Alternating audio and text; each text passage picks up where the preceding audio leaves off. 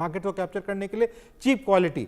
पर एक जो छोटा व्यक्ति भी है वो कहता है मुझे क्वालिटेटिव प्रोडक्ट चाहिए, मुझे ऐसा चाहिए जैसे एचएमटी कंपनी बनाती थी, हमारी घड़ी जो 200 साल तक चलती रहे, कोई दिक्कत ना आए, जरूरी नहीं कि आपको उसको चेंज करना पड़े। एक जो क्वालिटी है बहुत इंपॉर्टेंट है एक्सपोर्ट के अंदर। अगर आप क्वालिटी दे रहे हैं तो आपको मुंह मांगा दाम मिलेगा।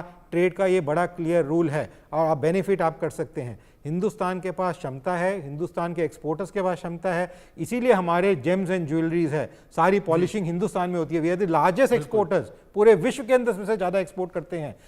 इस तरीके से और बहुत सारी चीज़ें हैं जो हम लोग एक्सपोर्ट करते हैं, जो हम स्पेशलाइज करते हैं। फार्मास्यूटिकल प्रोडक्ट्स हैं हमारे जो बनते हैं, कोई सस्ते में नहीं बेच रहे हैं हम, बड़ी महंगी दवाइयां हैं वो जो बिकती हैं, पर वो हमारी हिंदुस्तान से जा रही हैं। अमेरिका जैसे देश को हाइड्रोक्लोरीन के लिए हिंदुस्तान के पास आना पड़ा 2020 के अंदर कि आप हमें दीजिए। तो हमारे पास बहुत सारी चीज़ें हैं जो हम आगे जाके एक्सपोर्ट कर सकते हैं, मुनाफा ला सकते हैं।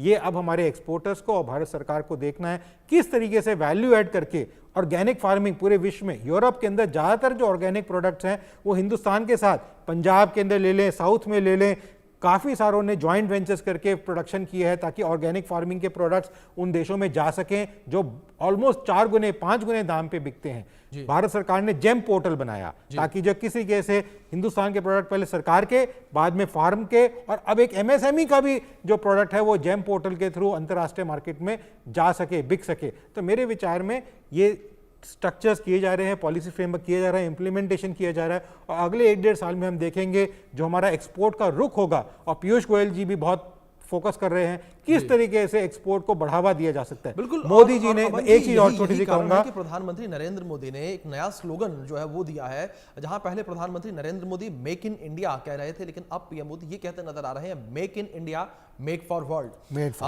बिल्कुल। और सुधाकर जी, दूसरी ओर जिस तरीके से यहां पर बात करें कि जो चीन की नजदीकियां पाकिस्तान के साथ है, उन नजदीकियों के बावजूद भी चीन को यह बात समझ आने लगी है अब कि अगर हमें आगे बढ़ना है, अगर हमें वैश्विक पटल पर एक अलग पहचान बनानी है तो भारत का साथ जरूरी है। क्योंकि शी जिनपिंग का बयान जिस तरीके से सामने आया, उन्होंने भारत का जिक्र किया, भारत के जिक्र के साथ साथ जो भारत की जनसंख्या है उसका भी जिक्र किया कि चीन और भारत की जनसंख्या सबसे बड़ा हथियार हम दोनों लोगों के पास है, उसे हम भूल नहीं सकते। अभिषेक, बहुत अच्छा और अहम मुद्दा आपने उठाया है जी। आपको याद होगा कुछ महीना पहले प्रेसिडेंट जी जो हैं एक चिट्ठी लिखे थे हमारे प्रेसिडेंट मैडम के पास, सीकिंग एंगेजमेंट विथ इंडिया। मे भी ये पिछले साल शायद लिखा था उन्होंने। और उसके बाद उससे पहले वांग यी साहब विजिट के लिए आए थे, प्राइम मिनिस्टर साहब से मिल नहीं पाए थे, लेकिन वो कोशिश कर रहे हैं। चाइना एक चीज़ देखिए, आज के दिन में चाइना को रिक्वायरमेंट क्या है? चाइना के रिक्वायरमेंट ये है कि मार्केट कहाँ पे है? हिंदुस्तान में ये यूनाइटेड नेशन की जो डिपार्टमेंट डील करता है इकोनॉमिक्स या what ever they call it, ये इनकी डाटा है कि 500 मिलियन से ज़्यादा है हमारे कस्टमर्स, कंज्यूमर बेस हिंदुस्तान के अंदर, जिनका buying capacity is more than $12 a day. China का है करीब 767 मिलियन के करीब, हिंदुस्तान का है 500 मिलियन, चाइना का है 767। बाई 2035 तक ये जो गैप है ये धीरे धीरे नारो होते जाएगा। Ultimately Hindustan will take over और overtake China in by about 2030 और 35 के बीच में।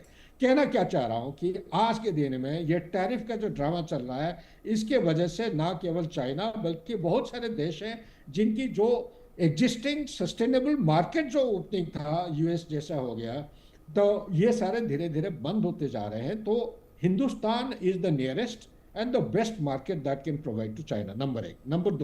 नंबर दो ये है कि हम नेबर्स हैं, हम आपस में नेबर हैं, वही देश हैं, दो सिविलाइजेशन। कोई साल पहले जैसे प्रोफेसर साहब कह रहे थे, हम दोस्ती के हाथ बढ़ा के हमारे ज्ञान यहाँ से बांटते थे, हम धर्म ज्ञान हर एक चीज यहाँ से गया है चाइना के अंदर। इसका फायदा अगर इतिहास के फायदा लेके हम आगे की तरफ बढ़ नहीं सकते हैं तो क्या फायदा है ये लड़ झगड़ के इस तरफ करेंगे? इसका मतलब ये नहीं कि अंधाधुन पूरा आंख बंद करके हर चीज जो चाइना कह रहा मानेंगे, नहीं।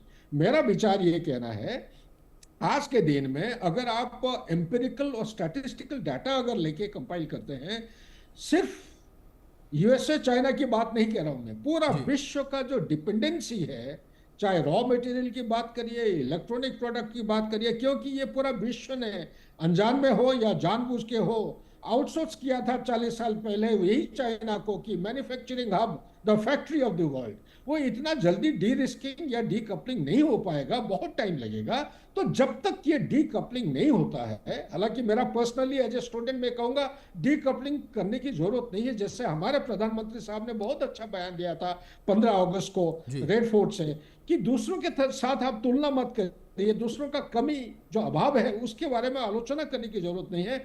हम अपना कमी देखेंगे, उसको कैसे हम नाकारा कर सकते हैं, आगे कैसे बढ़ा सकते हैं, उसके बारे में सोचना चाहिए। बेसिकली मैं वही पॉइंट पे आना चाहता हूं जो सवाल के अंदर आपका छुपा हुआ है। 2014 को आपने मेक इन इंडिया अनाउंस किया, उस समय मैन्युफैक्चरिंग इकोनॉमिक पाई डायग्राम में सर्विसेज सेक्टर, एग्रीकल्चर और मैन्युफैक्चरिंग या इंडस्ट्री अगर देखते हैं, इंडस्ट्री का था 16.7% इफ आई रिकॉल करेक्टली, और टारगेट हमने बनाया था 2020 तक 25% तक पहुंचेंगे। आज 2025 पे आके पहुंच गए हैं, मैन्युफैक्चरिंग अभी तक टेक ऑफ नहीं हुआ है, बल्कि पीछे चला गया 14%। This is a matter of concern.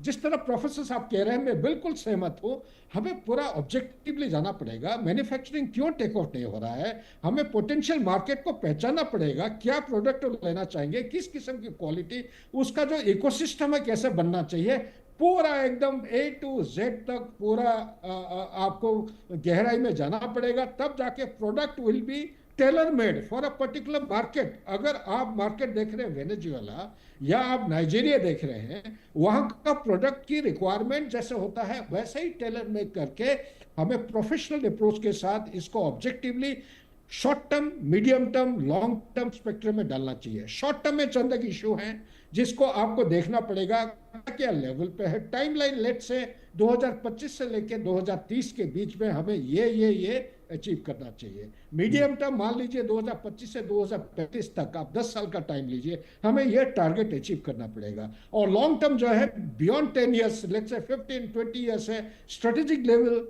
Intermediate level, नीचे लेवल, जो जैसे हमारे प्रधानमंत्री साहब कहते हैं कि वोकल फॉर लोकल, तो लोकल लेवल पे किस चीज के ऊपर, मैं एक उदाहरण दिया था परसों, एक पॉडकास्ट हो रहा था, वही जापान है जिसका इंडस्ट्रियलाइजेशन शुरू हुआ था सेफ्टी पिन से। वही चेकोस्लोवाकिया है यूरोप में, ये वो देश है जहां पे कोई एक गांव का बुढ़ा आदमी एक छोटा रिफिल बनाया था। वो रिफिल आज घर घर में बच्चे के हाथ में जो पेन है, उसी रिफिल के वजह से काम अभी कर रहे हैं या लिख रहे हैं। इसी तरह हिंदुस्तान में एक क्रांति हमें शुरू करना पड़ेगा, जो कि इंडस्ट्री या जो मैन्युफैक्चरिंग है घर घर में एक वे ऑफ लाइफ बन जाना चाहिए। बच्चा जब सुबह से उठता है शाम तक, उसके मन और उसका खाना पीना, चाल चलन, हर एक चीज में यही भावनाएं होना चाहिए कि किस किस्म की, कैसा मैं कंट्रीब्यूट कर सकता हूं मैन्युफैक्चरिंग सेक्टर, ताकि आपका एम्प्लॉयमेंट अपॉर्चुनिटीज इंप्रूव हो, ताकि आपके जो यूथ बल्ज है आज के दिन में 65% है, एज ऑफ 15 to 65 ईयर्स,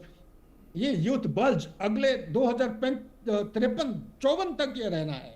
उसके बाद फिर बाकियों की तरह मीडियन एज हमारा बढ़ते जाएगा। आज के दिन में मीडियन एज 29 है।